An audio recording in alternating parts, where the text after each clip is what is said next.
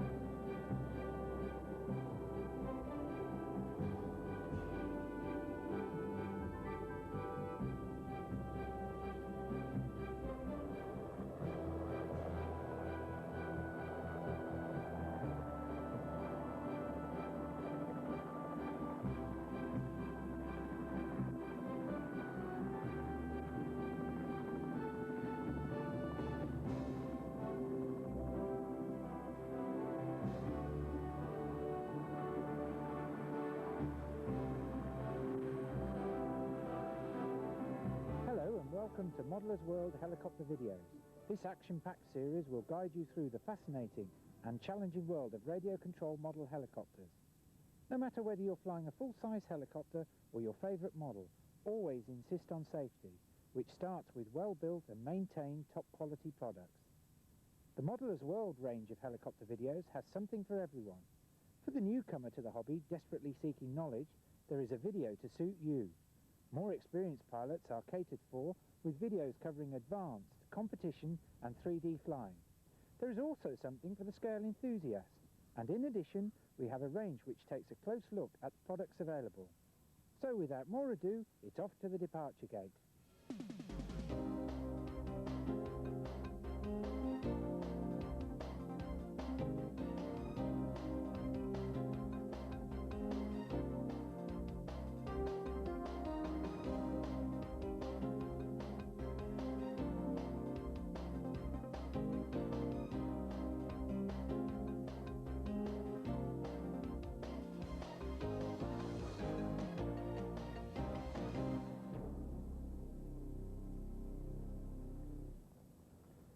Today we're off to look at some scale manoeuvres. Flying in a scale-like manner takes a lot more concentration and effort than at first appears. So we're going to detail all the manoeuvres you need to do, showing you first with the full size, then following up with the model. I do hope you enjoy it.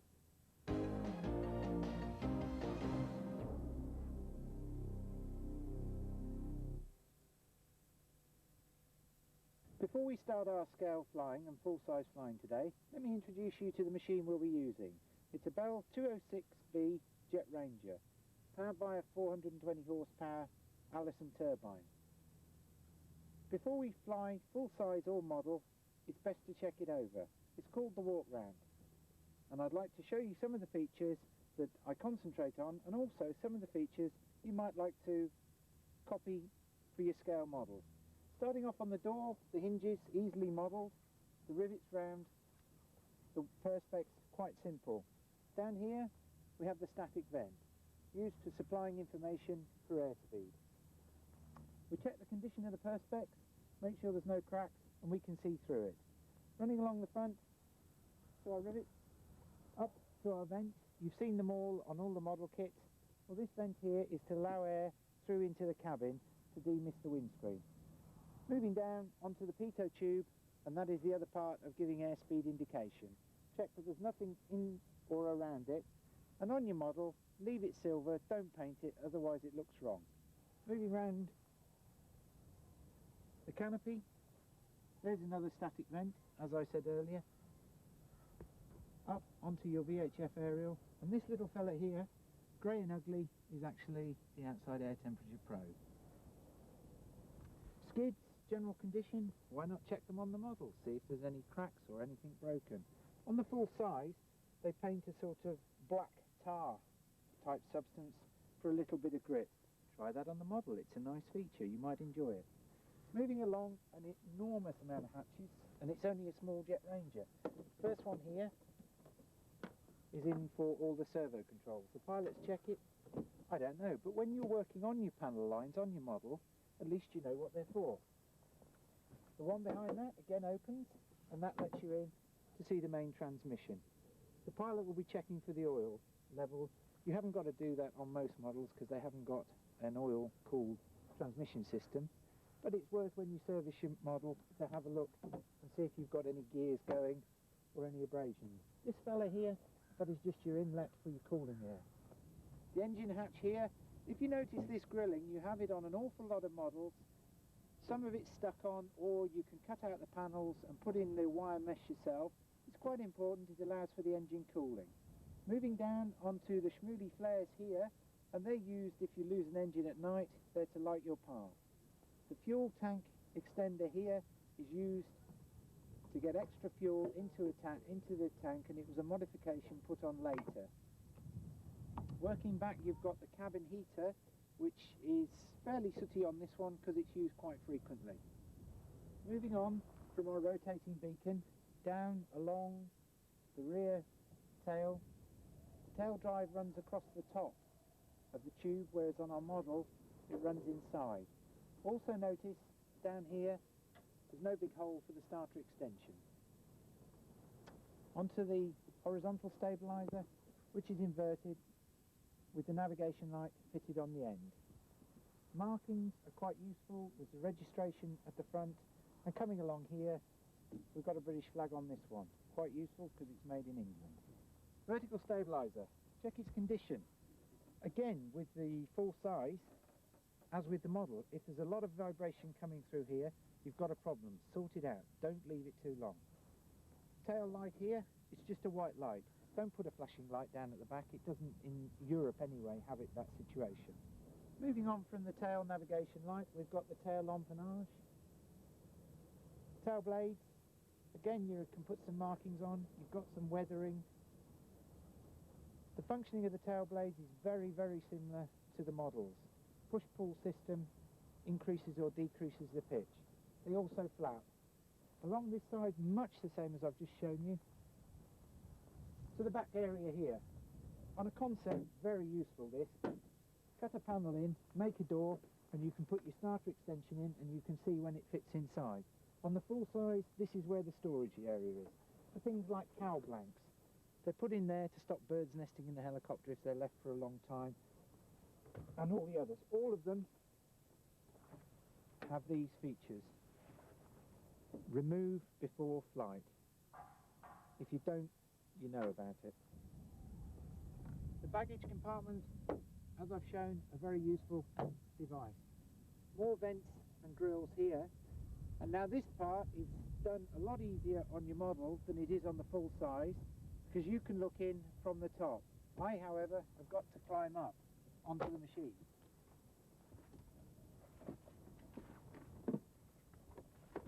Why am I climbing up onto the top of the machine?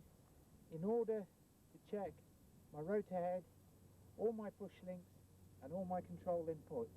Also blade bolts, blade condition.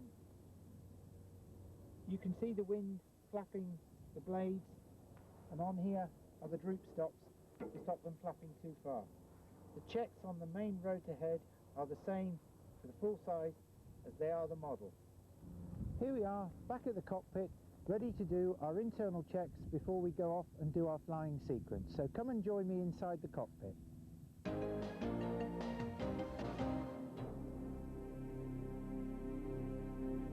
Well, we've completed our outside checks, and now for the inside checks.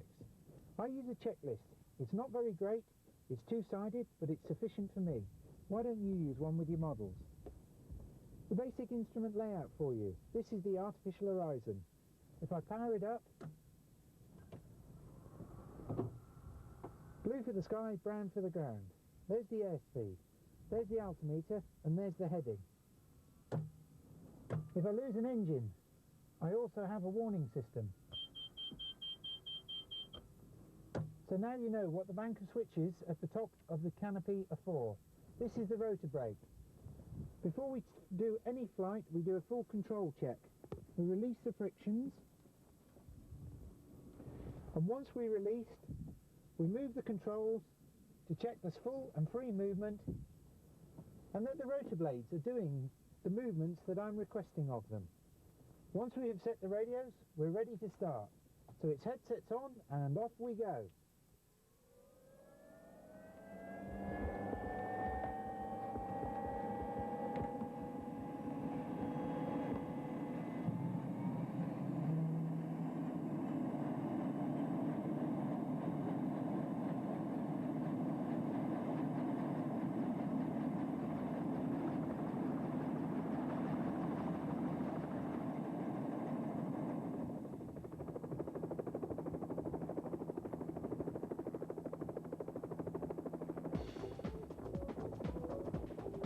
These are pictures of the full-size machine that I based my model on, a Bell 47 Series G3B1.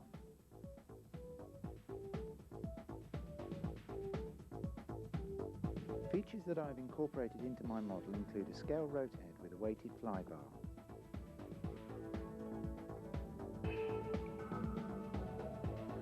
You can incorporate a lot of interior detail from photographs. These are close-up pictures of the center console. The amount of scale detail incorporated is your choice.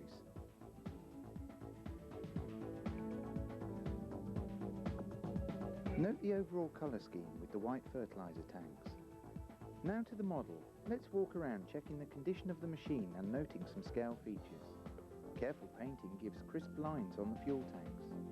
I've added the access handles and stickers to the fertilizer tanks. The scale rotor head not only looks good, but as you see later, the machine flies well. Other features such as navigation lights are easily modelled. Note the scale door hinges. Remember me checking them on the full size? This machine also had distinctive door handles that I could model.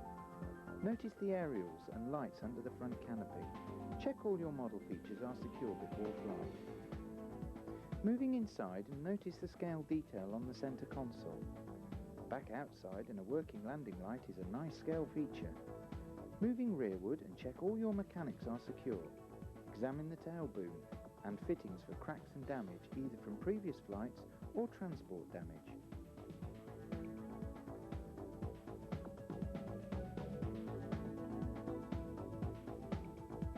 Notice how realistic the tail mechanics are to the full-size ones I pointed out earlier. Enjoy the overall view of your safe scale model. Now how do you fly scale?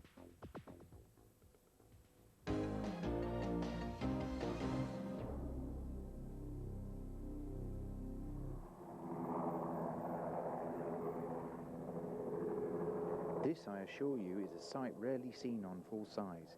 In fact, the only time you're likely to see such unstable flight is when a student is learning to hover.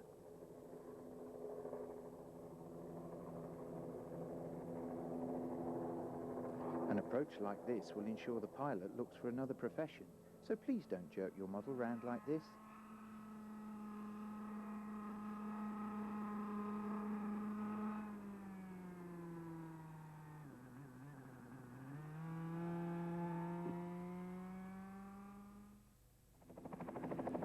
What we are aiming for here is smooth flying. The odd gentle waggle is allowed. After all, you are hovering on a ball of air.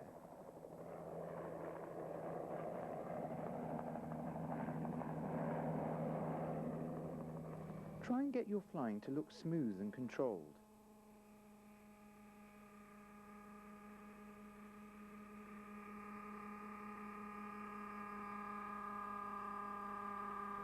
How do we achieve this? Our transmitter is set up in mode 2. The throttle, pitch and rudder are controlled by the left hand and the cyclic is controlled by the right hand. Set the model up so that takeoff engine RPM is reached just before half stick. Increase the pitch slightly and a gentle movement with your right hand on the cyclic will ensure a smooth liftoff.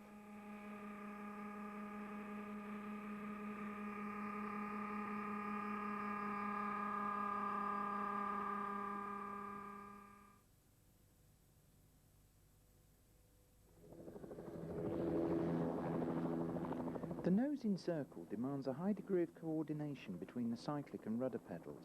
It is a frequently used manoeuvre when assessing a landing area.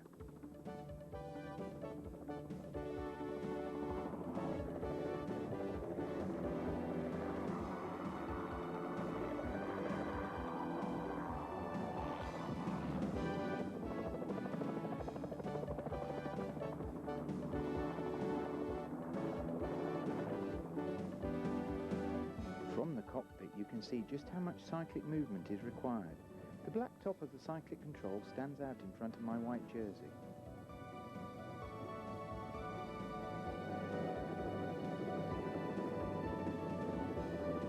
This manoeuvre, when carried out in front of the pilot, is very difficult.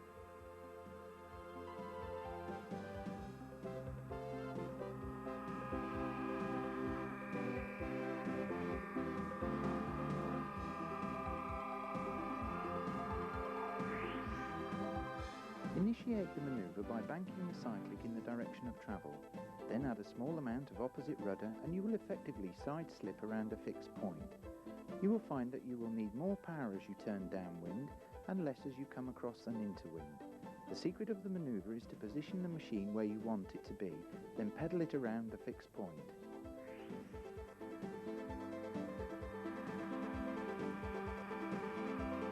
When you first try the manoeuvre, start by flying it around yourself. It's a lot easier. Notice how the machine sits one skid low as it is banked around.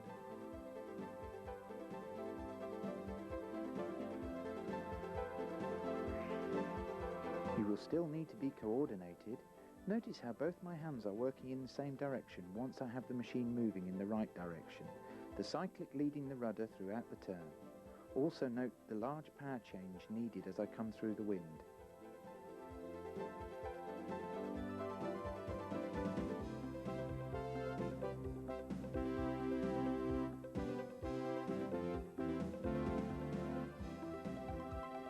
The tail in circle is used to protect the vulnerable tail rotor when a pilot is assessing a landing area in a confined space. He keeps the tail where he knows it's safe.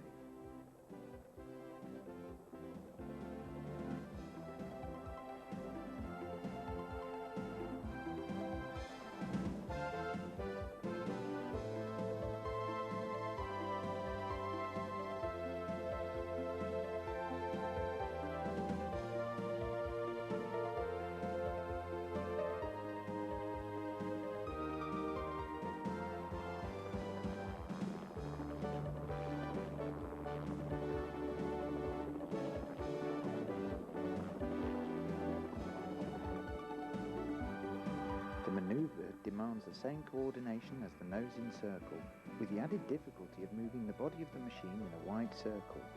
Because of this, the power changes are greater than with a nose in circle. Add the torque effect of these power changes and the pedals have to be worked to keep the tail over the same spot. You can see from the stick movements the collective is moving a lot more, as well as coordinating the turn through rudder and pedals. The cyclic controls tend to be quite large. The manoeuvre ends with easing off the bank and quickly removing the rudder input, otherwise you will start to pirouette.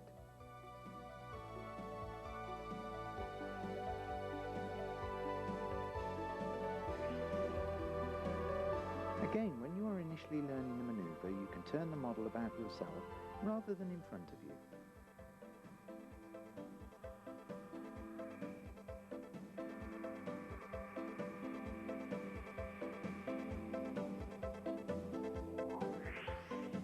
Notice how all the stick movements remain coordinated during this balancing act. You will find the machine tries to pull out of the circle and rear cyclic will be needed to keep the machine moving around the circle. As you put in rearward cyclic, you will notice you will need some rudder in the same direction that the body is moving.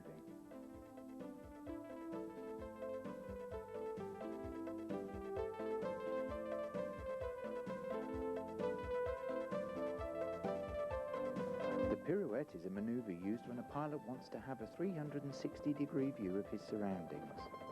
Provided he keeps the body of the machine over a fixed spot, he knows his tail will be safe.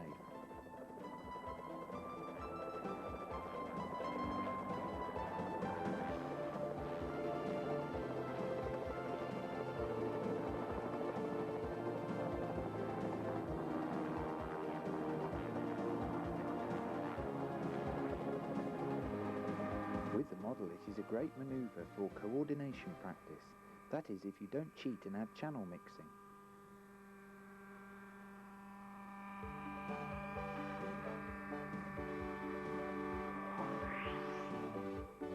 As you can see, this manoeuvre is led with the rudder control. The aileron movements are more to balance the sideways coupling from the tail rotor. Your left hand is definitely working the hardest, especially when you add the pitch changes to the rudder movements.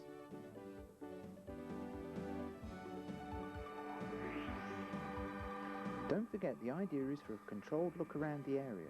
If the machine floats in the wind, let it. If you look at the full size again, you will see I let the machine float while I concentrate on looking for hazards.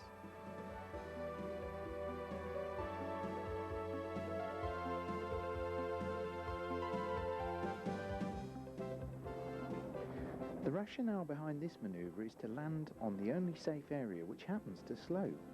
As you can see, you really have to fight the ground cushion to make a safe landing and takeoff.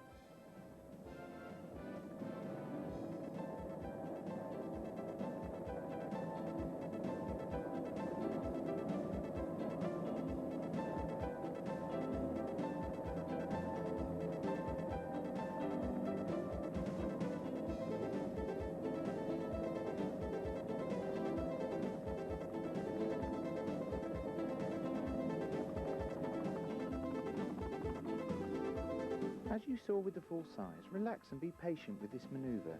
Don't rush it and dump the skids down. Hold that position, wait for the wobble to subside, and then land.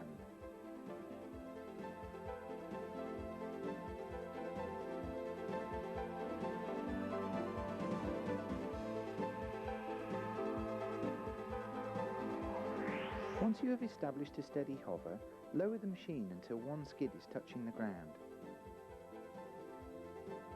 At this point, bank the machine into the slope and hold it there with bank and not, as you might think, pitch. Then ease off the pitch and increase the bank as you land the other skid.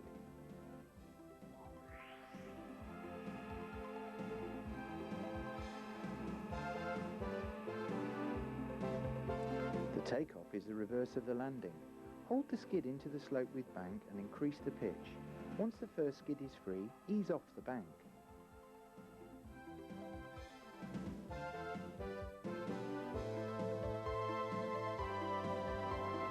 The significant feature of rearwards hovering is that it is done at a greater height than forwards hovering. This is to protect the tail.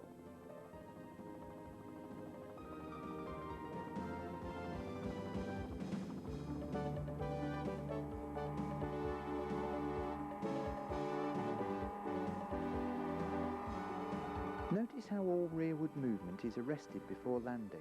Never land with rearward movement or you may strike the tail.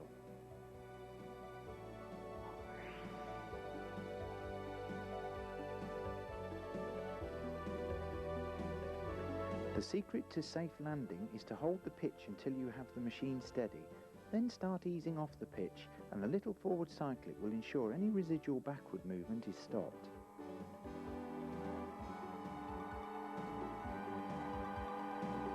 With full size instruction, you get to take a break between lessons, so relax before the next part of the course. Allow the pictures of other models to wash over you, especially the home-built tandem rotor machine. Now that's a challenge to aim for.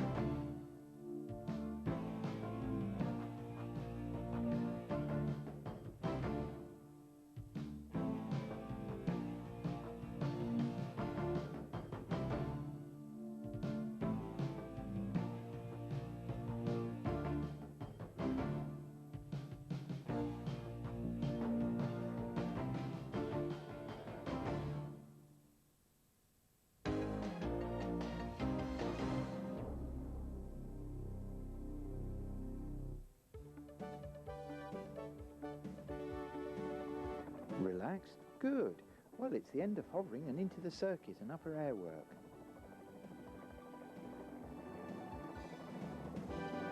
Notice the 90-degree clearing turn to check behind.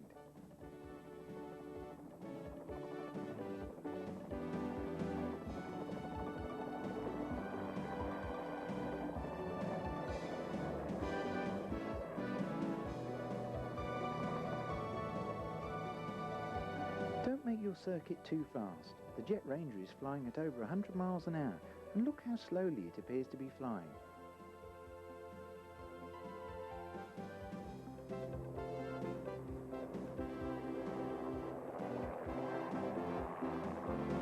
Make a continuous approach in landing. Don't hover for too long.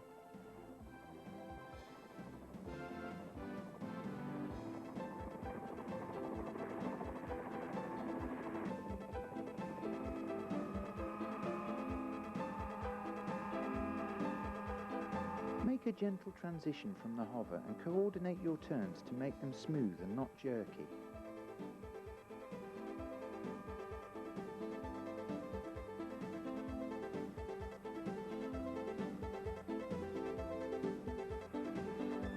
If you set up for a shallow approach, you may even get the blades to slap like this, just like the full size.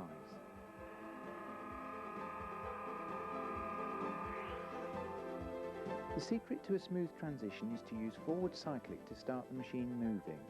As soon as the helicopter has achieved translational lift, that is the extra lift created by forward speed, reduce the power slightly and push the cyclic forward a little. This will contain the lift and stop the machine ballooning. Coordinated turns should be easy now you can fly the hovering manoeuvres. Notice how on the approach, as the pitch is reduced, so a slight rearward cyclic is needed. As the speed washes off, so more power will be needed.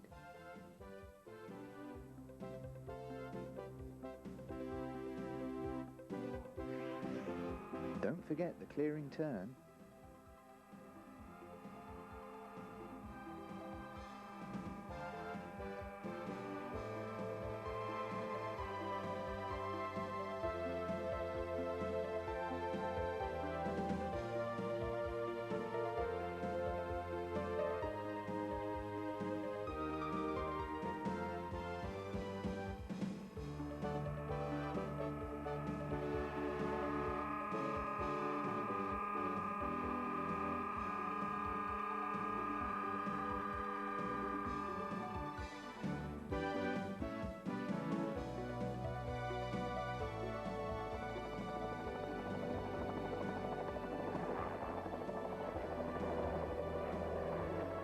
I must admit I like flying a fast takeoff, but make it smooth or it can frighten passengers in the cabin.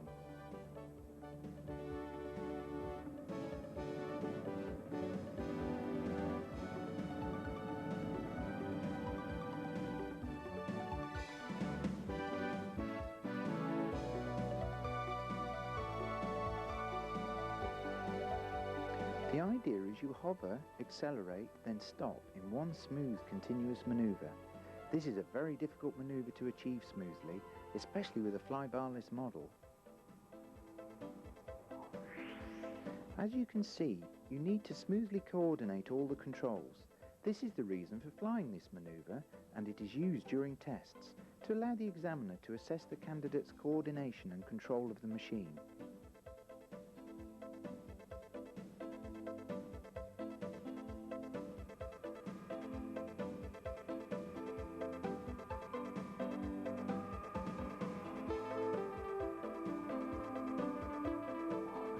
Another very good use for the manoeuvre is in an emergency.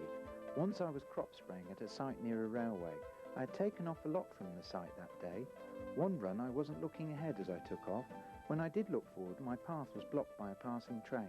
I did a full stop that day.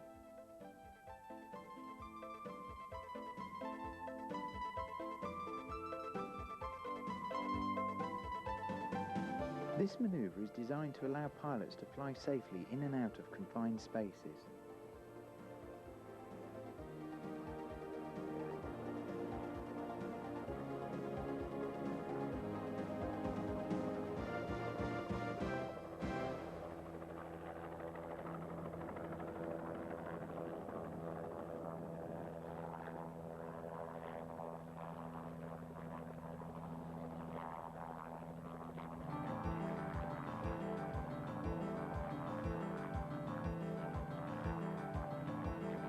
At this point, I've pulled full power on a medium weight Jet Ranger. Don't climb the model too fast.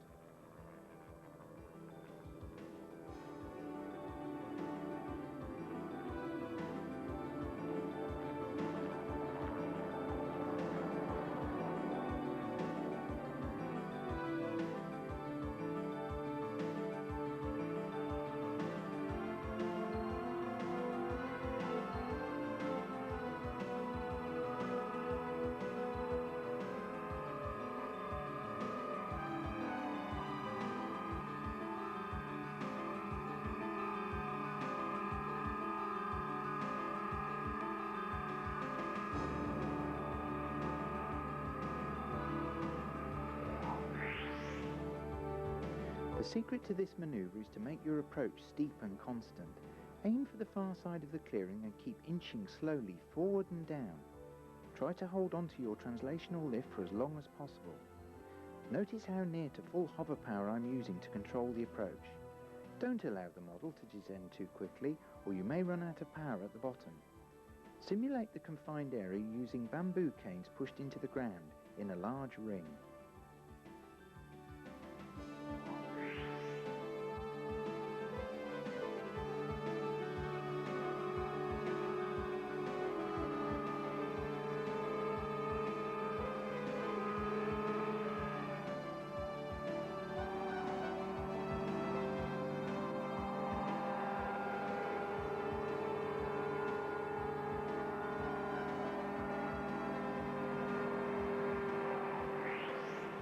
On the takeoff, be positive.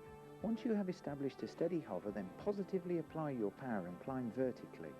You will need some back cyclic. When clear of the trees, rotate the machine smartly to get rapid translational lift.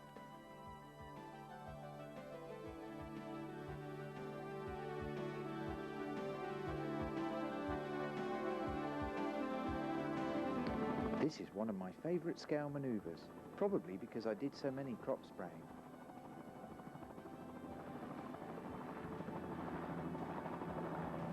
It can scare passengers though. Let's have another look from our onboard camera.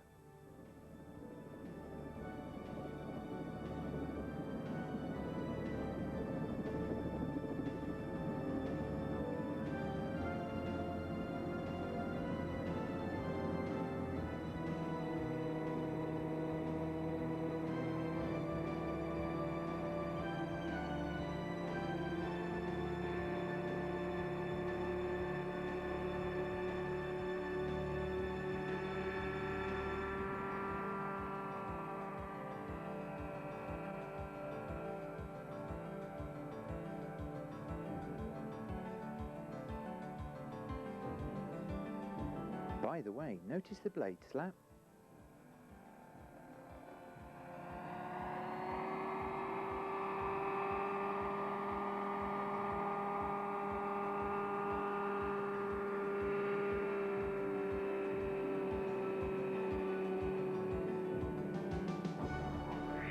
So what's the secret? Firstly, limit your power to 1 mark below the power needed to hover. Now gently rock the cyclic fore and aft and waggle the rudder from side to side. Once the machine starts to move, stop the cyclic movement in the forward position. As the speed increases, stop waggling the rudder and allow the speed to build until translational lift is achieved. Now fly a gentle circuit and you will see you can land again without the power going above your original limit.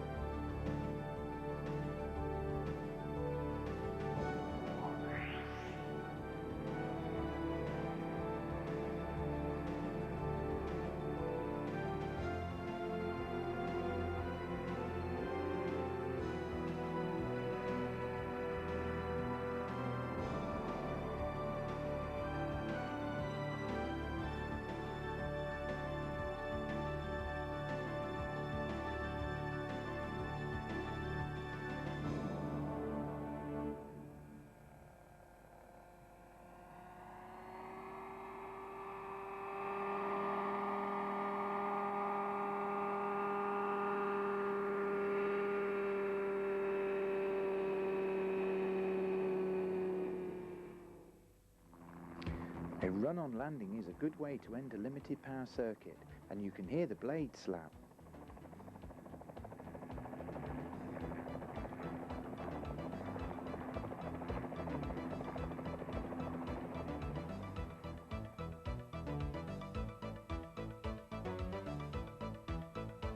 The torque turn is a fast way of turning a helicopter around when you have plenty of space. The manoeuvre is used extensively in crop spraying and helicopter ranching.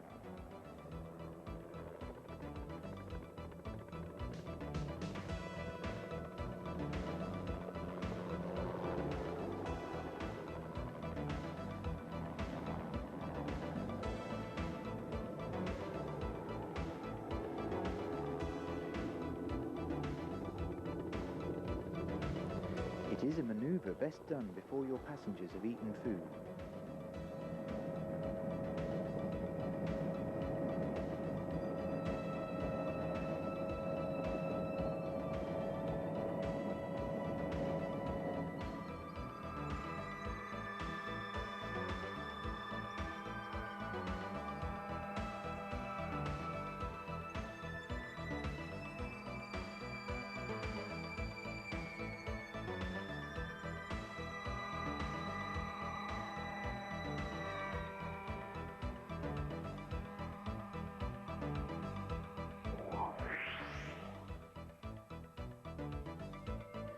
The manoeuvre starts at the end of a level run.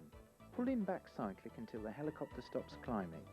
Now take a touch of power off to stop the climb, then use enough rudder to turn the helicopter around before it starts to descend. Apply power to return to level flight.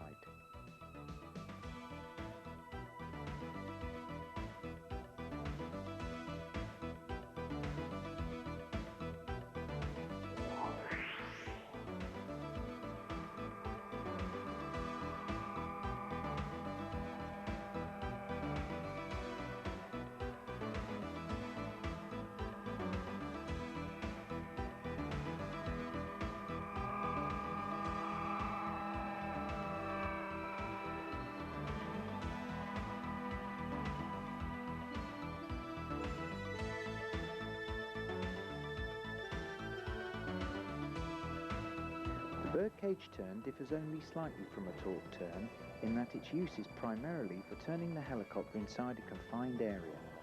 Notice the lovely sound of blade slap at the end of the manoeuvre.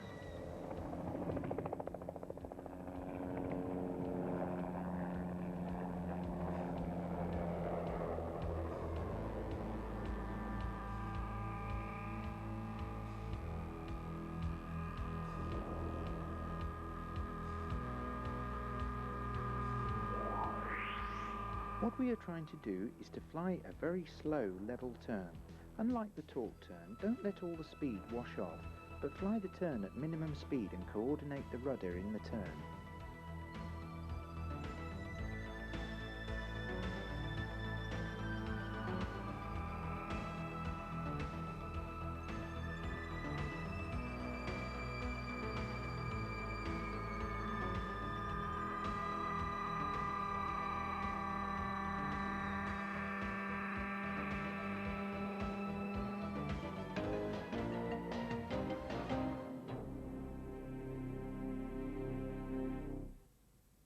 Well, now the lesson's over, enjoy a recap of the full size flying the manoeuvres.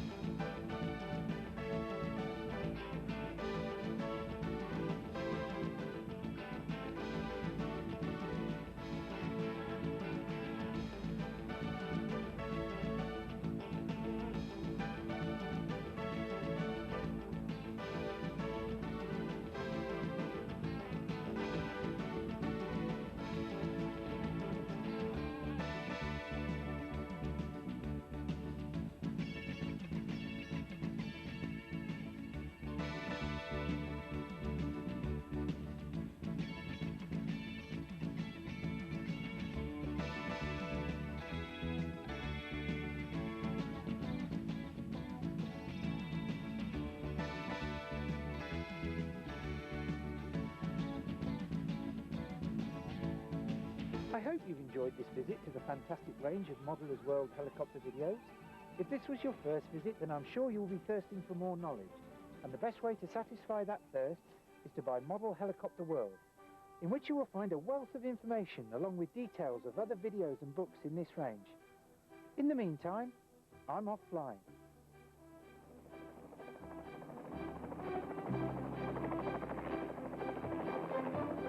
I look forward to talking to you again on my next scale video.